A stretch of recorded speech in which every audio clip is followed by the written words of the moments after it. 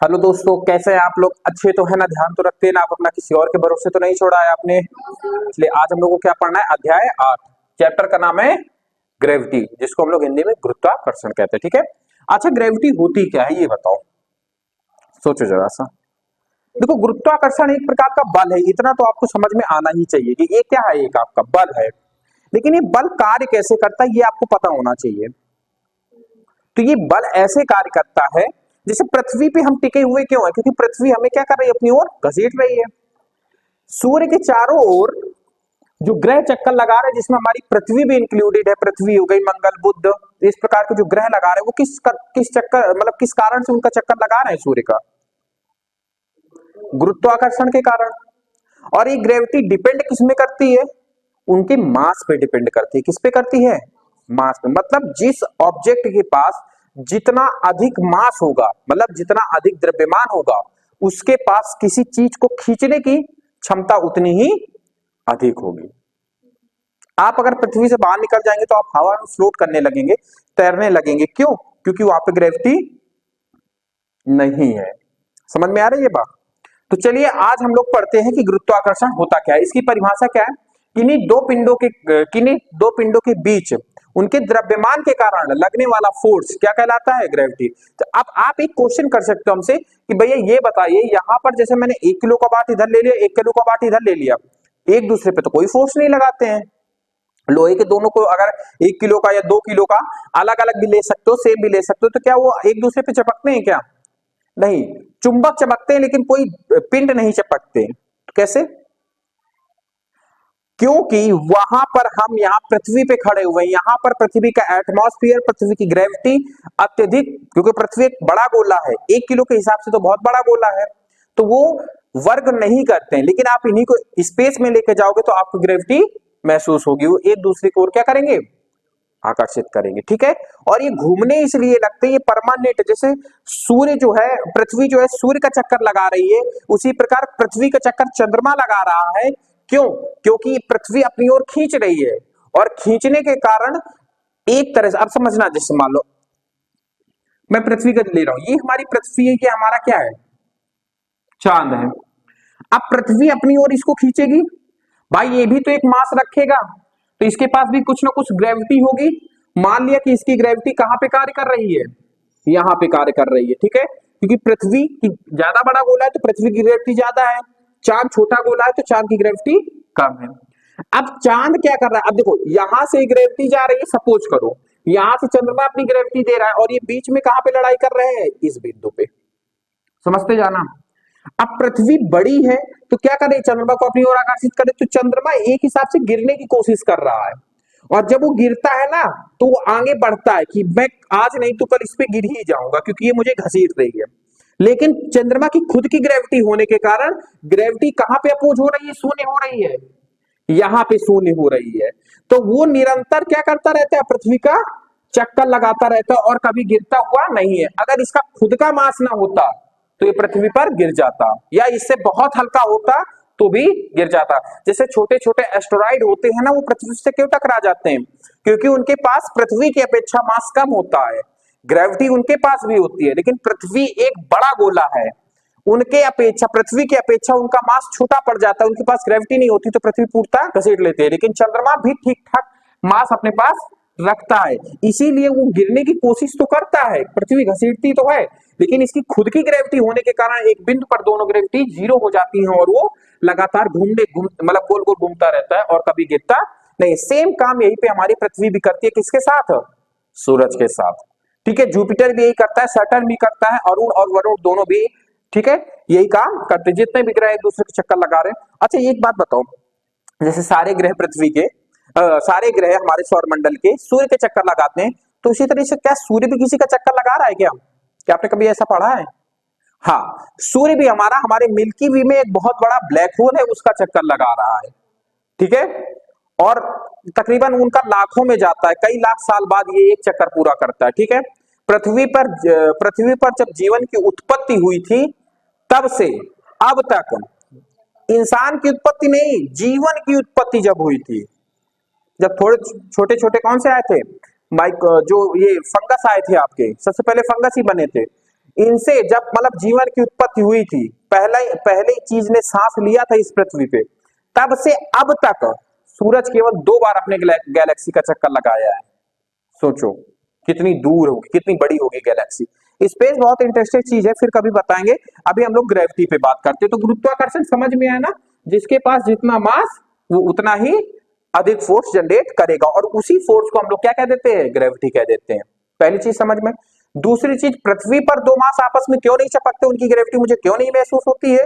वो इसलिए महसूस नहीं होती क्योंकि पृथ्वी का खुद का एटमॉस्फेयर है, और प्लस पृथ्वी की खुद की क्या है, ग्रेविटी है, जो मुझे नीचे की ओर घसीट रही है। और पृथ्वी मुझे किस फोर्स से नीचे की ओर घसीट रही है, किस रफ्तार से घसीट रही है? तो 9.8 मीटर पर सेकेंड स्क्वायर के एक्सीलरेशन से खींच रही है, जिसको हम लोग जी कहते हैं। ये याद कर लेना, ये आपको न्यूमेरिकल में बहुत अच्छे खासे काम आएंगे। ठीक है, ये चीज समझ में आई, इसको बताऊंगा, अच्छे से समझाऊंगा, ये चैप्टर को बड़ा इंटरेस्टेड है समझना इसको। तो अब बात करते हैं गुरुत्वाकर्षण। तो गुरुत्वाकर्षण की डिफिनेशन क्या लिखोगे? किन्हीं दो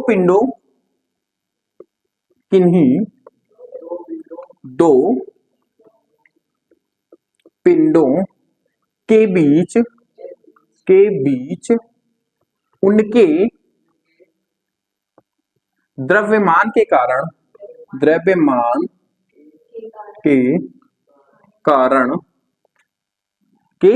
लगने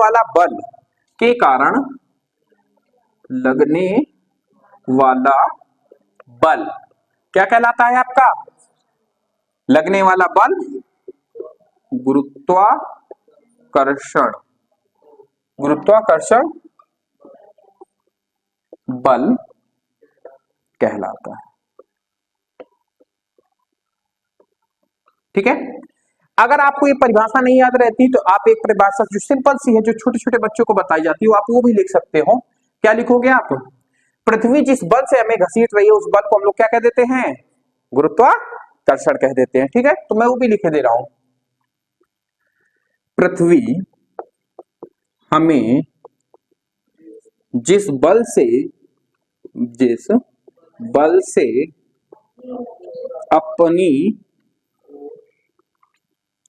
अपनी पत्नी लिख गया था क्या? अपनी ओर आकर्षित करती है उस बल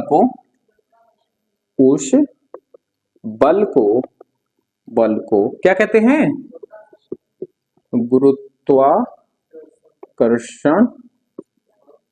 गुरुत्वाकर्षण बल कहते।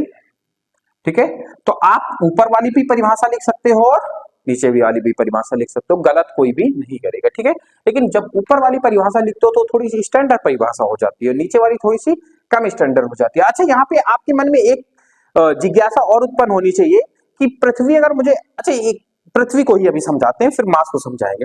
जब हमें कोई चीज अपनी ओर खींच रही होती है तो वो सबसे ज्यादा कहां पे खींचेगी? आपके ऊपर सवाल आना चाहिए। जैसे मैंने कहा कि ये पृथ्वी है, ये कोर है पृथ्वी का, ठीक है, बीच में इसका सेंटर होगा पृथ्वी का। भाई अगर ये अंडाकार है तो इसका कहीं ना कहीं सेंटर होगा कि नहीं होगा? मैंने माना कि सेंटर यहाँ पे है। ठीक है, पृथ्वी सबसे ज्यादा बल कहां लगाएगी? अगर छोटे बच्चे को बताया जाए तो आप लोगों के दिमाग में क्या आया होगा? किसके सेंटर पे सबसे ज्यादा ग्रेविटी होगी, ऐसा कुछ है। लेकिन यहीं पे आप लोग मात खा जाते हो। आप पृथ्वी की सतह से चाहे ऊपर की ओर जाओगे और चाहे पृथ्वी की सतह से नीचे की ओर आओगे, गुरुत्वाकर्षण कम होता चला जाएगा। अब कह दो क्यों, समझते हैं। देखो, पृथ्वी का मास सबसे ज्यादा महसूस आप कहां पे करोगे? देखो, फोर्स जो होता है, अभी मैं जब सार्वत्रिक गुरुत्वाकर्षण पढ़ाऊंगा तो F directly proportional, next slide में m1 into m2 बताऊंगा और F indirectly proportional to r² के बताऊंगा। ठीक है, इसको थोड़ा, ये रेडियस होती है, मतलब इनके बीच की दूरी होती है, डिस्टेंस, इसको थोड़ा साइड में रखते हैं, इसको पकड़ते हैं। मतलब बल m के समानुपाती होगा, मतलब जिसका फोर्स, जिसका मास ज्यादा होगा उसका बल भी ज्यादा होगा। डायरेक्टली समानुपाती का मतलब क्या होता है? ये बढ़ेगा तो ये भी बढ़ेगा, मतलब ये ज्यादा होगा तो ये भी ज्यादा होगा। इसका मतलब क्या होता है? ये ज्यादा है तो ये कम है, और ये कम है तो ये ज्यादा है। जाहिर सी बात है, इनको बाद में भी समझाएंगे नेक्स्ट स्लाइड पे। आप मुझे ये बताओ, आप अच्छे से बताना कि पृथ्वी का मास, आप पूरा मास, कोई पिंड पृथ्वी का पूरा मास कवर कब करेगा? इस जगह पे बताओ, पृथ्वी की किस जगह पे वो पूरा मास को कवर करेगा? पूरे मास का फोर्स कहां पे लगेगा उसके? यहां पे, यहां पे, यहां पे नहीं। अब समझना, जब हम पृथ्वी से ऊपर की ओर जाते हैं, मान लो कि ये पृथ्वी, जब हम इसकी पृथ्वी की ओर ऊपर जाते हैं तो जाहिर सी बात है डिस्टेंस बढ़ रही है तो फोर्स कम होगा। यहां तक समझ में है कि ऊपर जाने पर जितना ऊपर जाएंगे बल उतना ही कम होता चला जाए। क्यों? क्योंकि हम पृथ्वी से उतना ही दूर जा रहे हैं। इतनी चीज तो आपको नॉर्मली होगी। ये चीज समझ में नहीं आ रही होगी कि अब अंदर आना चाहिए तो बल ज्यादा होना चाहिए। तो यहां पे भैया ने कैसे बोल दिया कि जब मैं अंदर आऊंगा तो भी बल कम होता चला जाएगा, और अंततः जब आप यहां पे पहुंचोगे ना तो आपका बल क्या हो जाएगा? पूर्णतः जीरो हो जाएगा, घर्षण बल जीरो, और आप अनंत काल तक यहीं पे फंसे रह जाओगे। अगर आपके पास कोई एक्सटर्नल फोर्स नहीं है तो यहां पे ग्रेविटी जीरो होने के कारण क्या होगा? आपका यहीं पे आप फंसे रह जाओगे। या फिर एक काम और कर सकते हैं जो जो वैज्ञानिक सोचते हैं, अगर मैं पृथ्वी दोनों तरफ सुरंग बना दूं, नीचे नीचे छेद कर दूं और एक बाल को बहुत तीव्र गति से यहां से फेंकूं, तो बाल क्या बीच में रुकेगी या फिर निरंतर कार्य करती रहेगी? बताओ। निरंतर कार्य करती रहेगी। कैसे? जब बॉल को मैंने नीचे की ओर फोर्स करके फेंका तो यहां तक जाएगी, इसका बल यहाँ पे जीरो हो जाएगा, और ये बल क्या करने लगेगा? जैसे जैसे आगे बढ़ेगा तो ये इसको घसीटेगा कि नहीं घसीटेगा, और जब यहाँ पे पहुंचेगी तो चरम सीमा पे होगा, फिर वो जाएगी, फिर वो आएगी, फिर और जाएगी, तो ये निरंतर कार्य घूमती ही रहेगी बॉल अनंत काल तक। अगर आप पर एक्सटर्नल फोर्स नहीं है तो आप यहीं पे रुके रह जाओगे। यहां तक बात समझ में? लेकिन आप ये नहीं समझा पा रहे भैया कि अंदर जाने पे बल कम क्यों होता है। इतना तो मुझे समझ में आ रहा है कि मैं ऊपर जाऊंगा तो पृथ्वी की सतह से मैं दूर होता चला जाऊंगा, तो डिस्टेंस के कारण जब ये ज्यादा होती जाएगी तो बल अपने आप क्या होता जाएगा? कम होता जाएगा। लेकिन आप मुझे ये चीज बताओ कि नीचे जाने पे ऐसा क्यों होगा? नीचे जाने पे तो हम इसके पास आते जा रहे हैं सेंटर के, होगा वहां पे कॉन्सेप्ट ये वाला ना लग के ये वाला लगता है। समझना कैसे? जब हम पृथ्वी के नजदीक आ रहे हैं तो जैसे मान लो कि यहां पे आप पहुंच गए, तो आपने इतनी पृथ्वी का मास तो खो दिया ना, खोया कि नहीं खोया? कि नहीं खोया? तो अब जब आप यहां थे तो ये पूरी पृथ्वी आपको पर बल लगा रही थी, पूरा मास आपके ऊपर काम कर रहा था। जब आप यहां पे आ गए तो आप पे मास कितना काम करेगा? इतना। जब आप सेंटर में पहुंचेंगे तो ऊपर वाला मास तो काम करना छोड़ ही देगा, तो यहां पर जब मास नहीं है तो क्या बल होगा? नहीं। अब समझ में आ रहा है कि नहीं आ रहा है? कभी भी नहीं आया। मतलब आप जितना अंदर चलते जाओगे उतना सतह से दूर होते चले जाओगे, और जैसे जैसे सतह से दूर होगे वैसे वैसे आपका ग्रेविटी कम होती चली जाएगी। ठीक है, नोट में लिखवा दूंगा, अभी परिभाषा नोट कर लो, फिर इसके बाद नेक्स्ट क्लास में आपको सार्वत्रिक गुरुत्वाकर्षण जी समझाते हैं कि ये क्या होता है। देखो दो चीजें होती है, एक ये होती है, एक ये होती है, दोनों को अलग अलग समझेंगे अच्छा लगेगा ना, ऐसे एक बार में समझेंगे तो समझ में नहीं आएगा। नोट कर लो, फिर नेक्स्ट क्लास लेते हैं। चलिए दोस्तों, अब बात करते हैं हम लोग न्यूटन का गुरुत्वाकर्षण का सार्वत्रिक नियम। न्यूटन ने जैसे आपके गति के नियम दिए थे ना, फिर गति के समीकरण दिए थे, उसी तरीके से न्यूटन ने गुरुत्वाकर्षण के बारे में भी एक अपना नियम बताया था। सोचो न्यूटन अगर ना होते तो आज हमारे पास फिजिक्स पढ़ने के लिए कुछ खास होती नहीं। ठीक है, तो न्यूटन ने यह बताया था कि जो एक गुरुत्वाकर्षण बल है वो आपका किस पर डिपेंड करता है, कहां लगता है। जो मैंने अभी फॉर्मूला लिखा था वो इन्होंने बताया था, मैं सीधा सीधा लिखता हूं फिर समझाता हूं। न्यूटन ने कहा था जब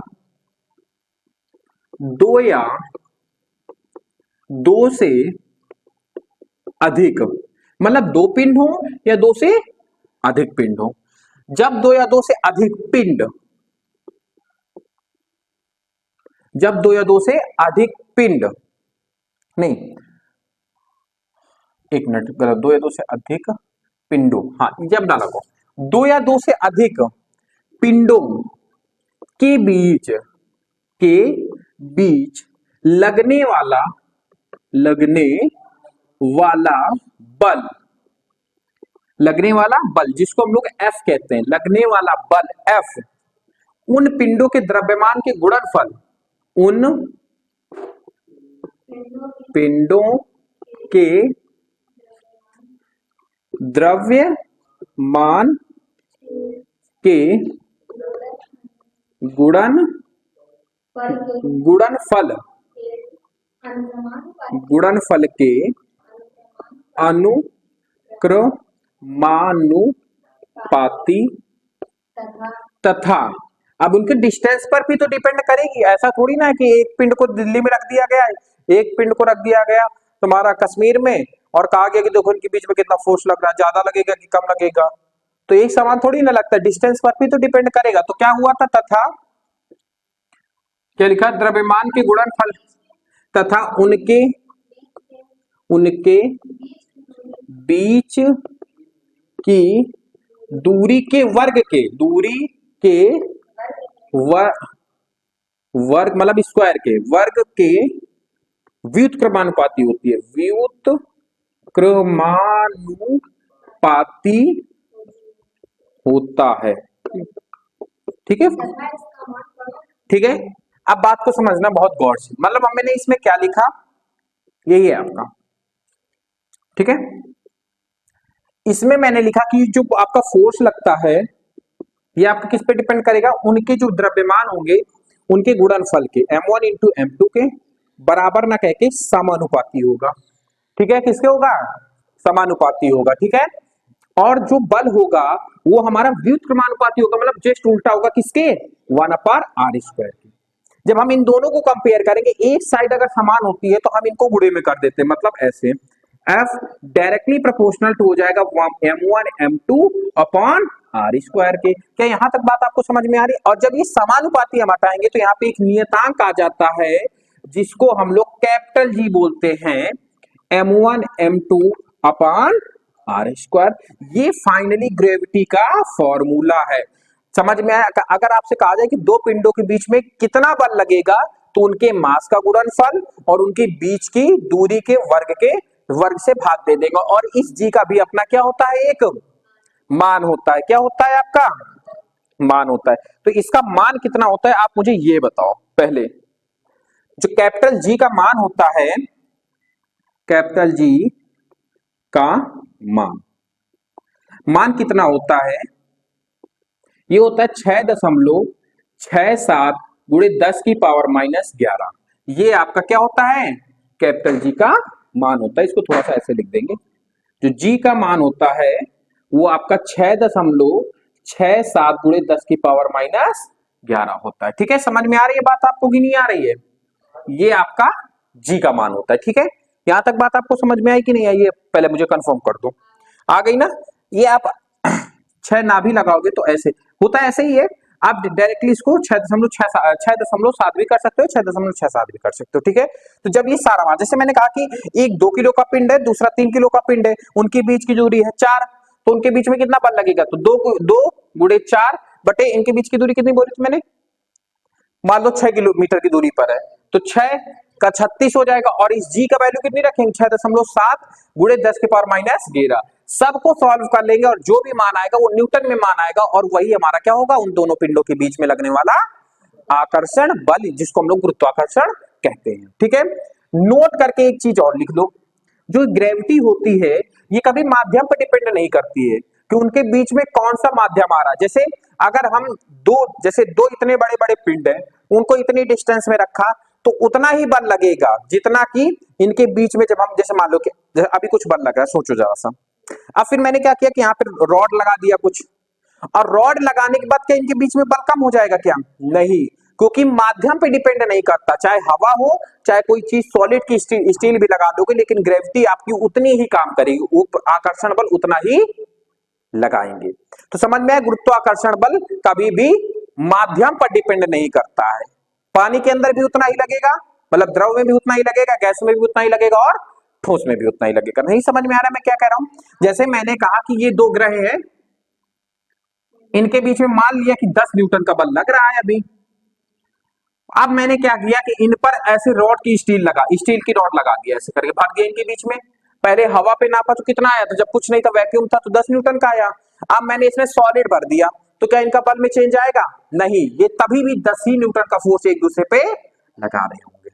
तो क्या लिखोगे, नोट डाल के, ये देखो इंपॉर्टेंट है, ये आपसे पूछता है गुरुत्वाकर्षण बल किस पर डिपेंड नहीं करता, तो आप क्या बोलोगे, माध्यम पे डिपेंड नहीं करता, तो क्या लिखोगे, गुरुत्वाकर्षण बल पिंडों के बीच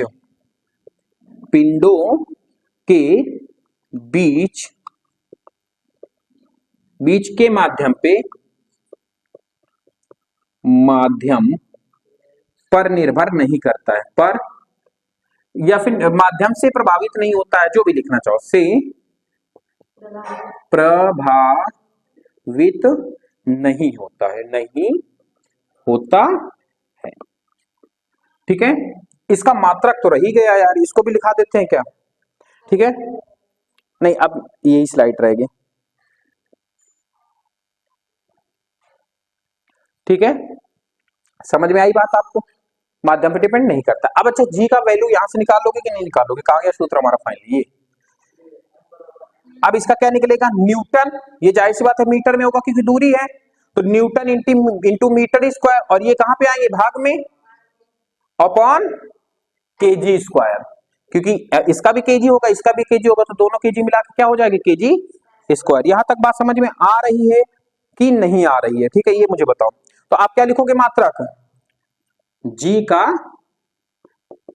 मात्रक। तो अब जी का मात्रक क्या होगा? अच्छा, तो वहीं से निकाल लो, newton into metre square upon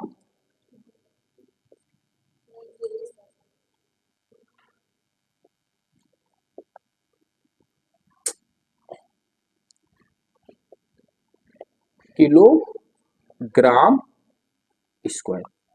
ये अपॉन वाला चिन्ह है, ठीक है, तो इसका क्या हो गया? आपका मात्रक हो गया।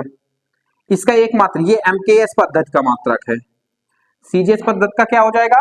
न्यूटन की जगह डाइन हो जाएगा, मीटर की जगह सेंटीमीटर हो जाएगा, और किलोग्राम की जगह ग्राम हो जाएगा। समझ में आई बात की नहीं आई? तो उसको भी लिखा देते कहीं पे, जगह तो बची ही नहीं कहीं पे, यहाँ पे लिख देते सामने। देखो उसमें दिख रहा है अक्षय पद, नहीं दिखाई देगा क्या? ये चीज नहीं दिख रही है क्या? ये यहाँ पर भी दिख जाएगा ना?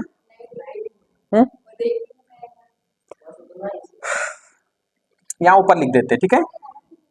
अरे यहाँ पे लिख, यहाँ दिख जाएगा। ये एमकेएस पद्धति का है। ये किस चीज का है?